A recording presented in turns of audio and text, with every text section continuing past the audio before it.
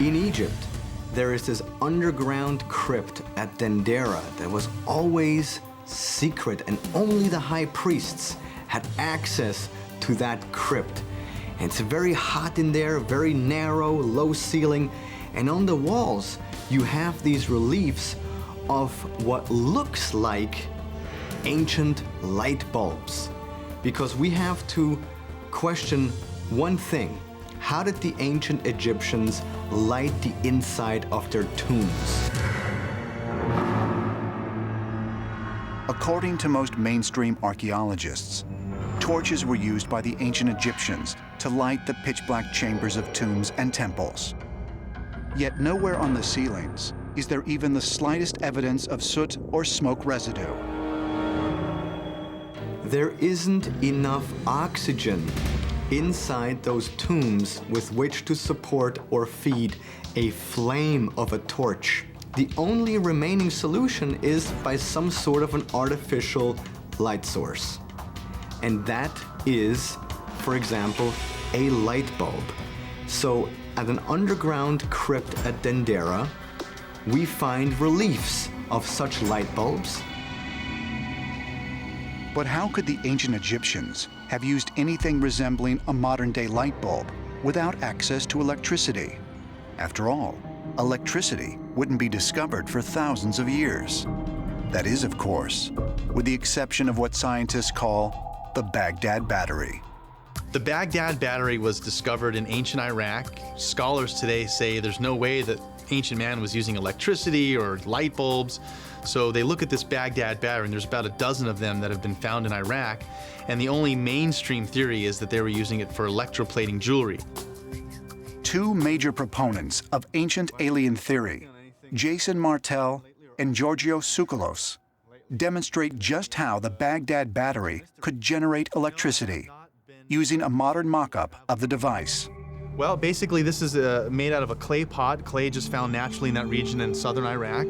And then they would use a small copper lining and something along the lines of an asphalt stopper wrapped around an iron rod. And these all applied together, and the combination of some weak acidic acid, vinegar, grape juice, orange juice in this case, wine, would be able to generate a charge by combining these elements with the iron rod and the copper, and the combination of that creates an abundance of electricity.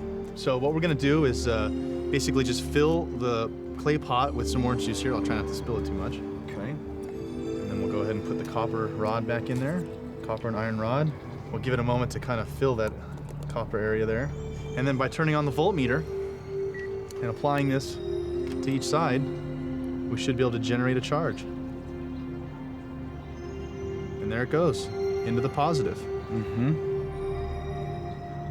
And if we give it some time to get the electrolytes really buzzing in there, you'll see that this volt will actually continue to rise. It is a battery, everybody agrees with that, but nobody knows why they made it and how they made it. What mind would think of that? You know, electrical current backed several thousand years ago? It's very strange, but it's clearly a battery. The whole idea that ancient civilizations actually had knowledge of electricity and used electricity is an accepted archaeological fact today. Just like in our own civilization, where about 200 years ago, Benjamin Franklin and other scientists began experimenting with simple electrical devices, we now have evidence that over 3,000 years ago, people were also experimenting with electrical devices. Where might it have led them? What other electrical devices would they have been able to create? I believe they probably created all kinds of electrical devices. Somebody explained to me, and I know a little, but not enough, about practical knowledge in ancient times that is unexplained. A key tenet of ancient astronaut theory is that we have lost knowledge. We are a civilization with amnesia. We don't know our past. That's true. Oh, yes. Oh, yeah. What traditions say all over the world is there have been civilizations before us, they have risen and fallen. Don't forget that the planet is 4.5 billion years old. Don't forget that. Yeah. This solar system has been here for 4.5 billion years. And humanity, as far as we know, has only been here for a few thousand, maybe tens of thousands of years. Yeah. So what happened before that? And we know from the fossil records that there were many mass extinctions. So who's to say civilizations don't rise and fall for over But the long mass periods of time? extinctions, archaeologists know what those mass extinctions were and what was alive at that time and what almost petered out. I mean, it's there in the earth. But there were civilizations there were that came and went. Well, part of it is that it's how we look at the past, and modern archaeologists are just assuming, it's an assumption. Well, they're from the Stone Age. They don't have electricity. They don't have machines. They don't have heavy equipment. You know, they don't have power plants and things like that. But that may be completely wrong. And the evidence is there that in ancient times they had electricity. They had batteries. Look at the Baghdad Battery. Yeah. They had batteries.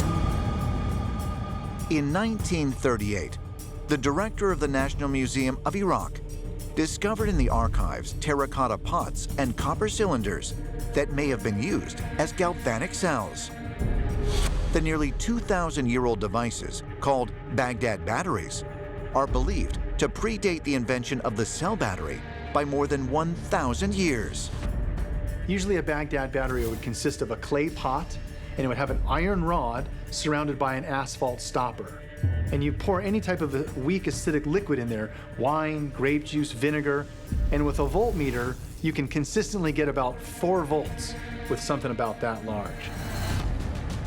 Now, all over Egypt, we see large vials, which could be a representation of a much larger Baghdad battery, being able to generate a much larger current. Mainstream scientists agree that the Baghdad Battery is evidence that ancient people had the means to create power and the understanding of how to apply it. Might our ancestors have possessed other advanced technology?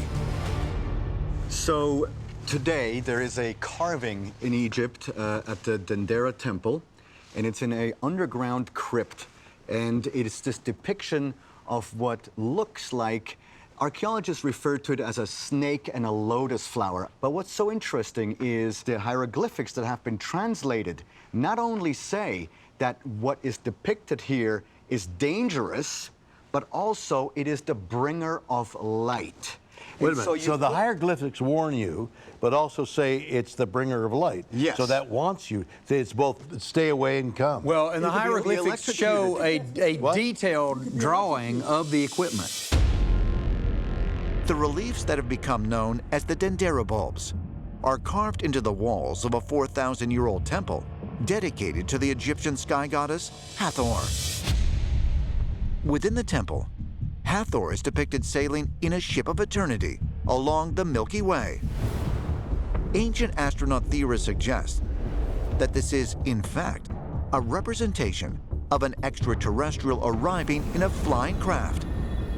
And the Dendera bulbs are a technology they gave to the Egyptians. The reason why we have proposed that in Dendera we have depictions of light bulbs is because you have that cable coming out of that lotus flower or the bulb's socket that goes underneath it to a box.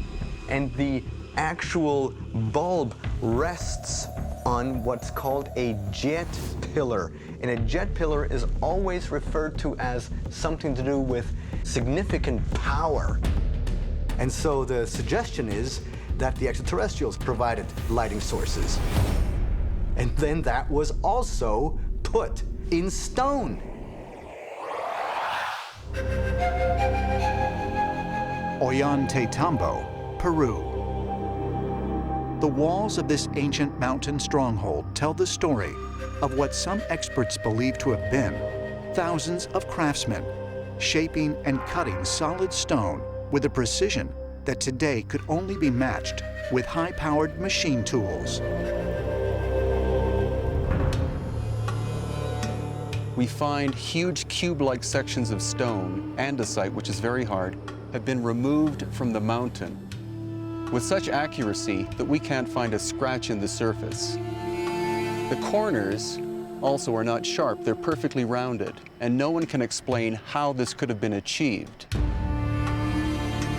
The ability to fit perfectly fitting stones of several tons in weight together, so that a single human hair can't fit in between them, is not a question of sweat or man-hours. It's a question of technology. It's really done to perfection.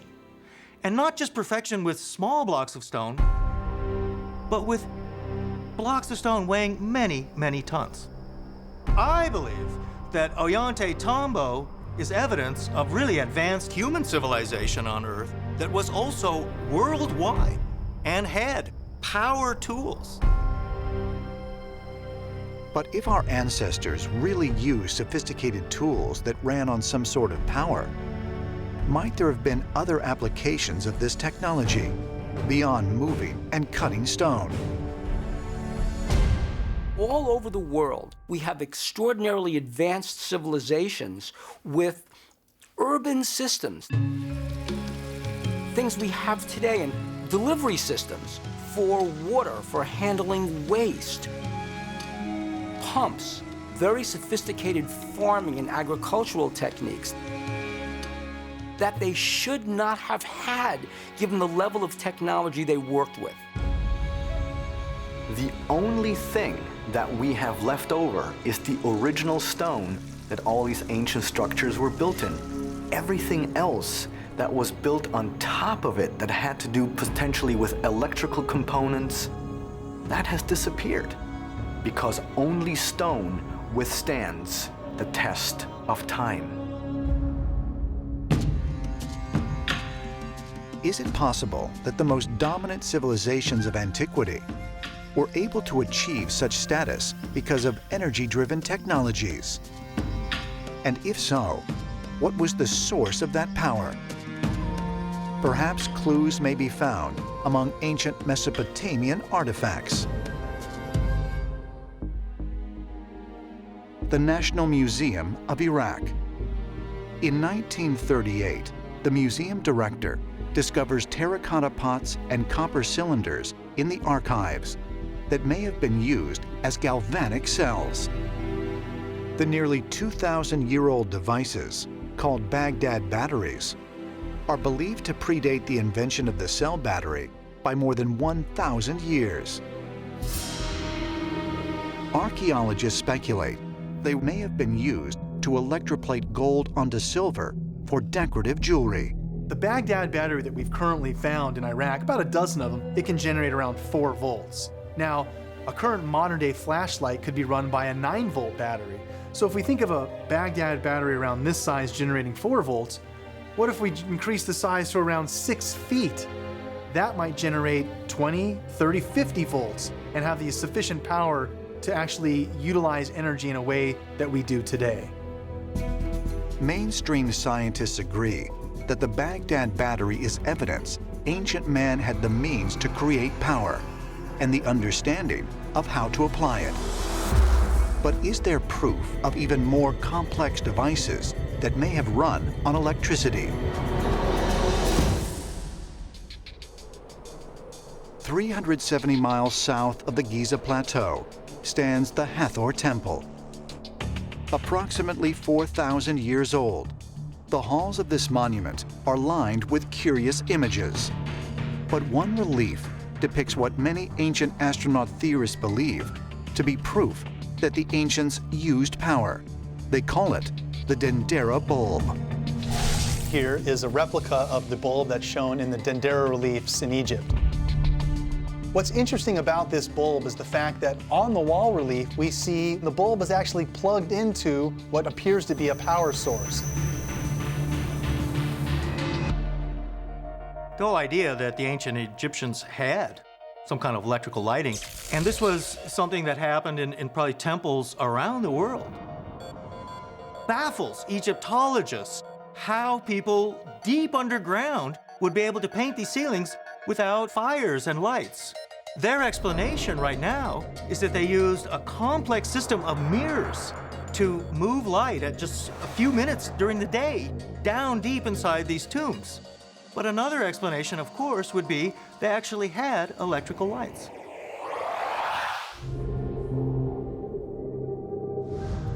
Abydos, Egypt.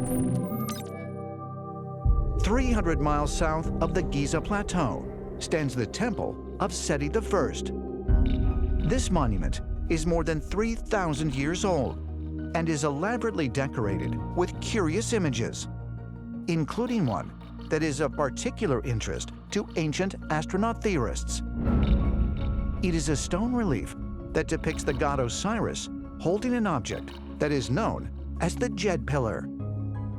The Djed pillar resembles a column, and it's meant to represent stability. Carrying the Djed pillar was to keep you stable and to protect you from chaos. The symbol of the Djed pillar was very common in ancient Egyptian architecture. It is the symbol of stability for a king. But scholars are actually not completely in agreement about what the Djed pillar actually is a symbol of. Depictions of Djed pillars can be found throughout ancient Egypt. But some researchers believe the Djed pillar was more than just an important symbol. They suggest it actually represents a powerful technological device. What is curious about the Djed pillar is its resemblance to a Tesla coil or an electrical conductor. The Djed pillar looks very much like an electrical device. Researchers now believe that the ancient Egyptians apparently had electricity. And so, therefore, it may be then that these Djed pillars, which people would carry around as amulets and things like that, were actual electrical devices. If you look at the carvings and pictures that were painted inside some of these ancient tombs and temples, there's no evidence that torches were used in the process. So we're left to wonder just how these areas were lit. So there's a good possibility that that electricity was being used by the ancient Egyptians. Is it possible that ancient Egyptians were able to harness the power of electricity? Ancient astronaut theorists say yes, and as evidence, they point to another remarkable carving in Egypt. In Dendera, inside the Hathor temple, in a subterranean crypt underneath the temple, there is a carving that looks like a light bulb, and there's a cable at the bottom that culminates in a box. And the actual bulb rests on a Djed pillar. And a Djed pillar is always referred to as something to do with significant power. And so, in my opinion, the ancient Egyptians witnessed advanced technology that they then misinterpreted as magic, and therefore the Djed pillar were actual technological components that our ancestors clearly witnessed after the visit of the flesh and blood extraterrestrials.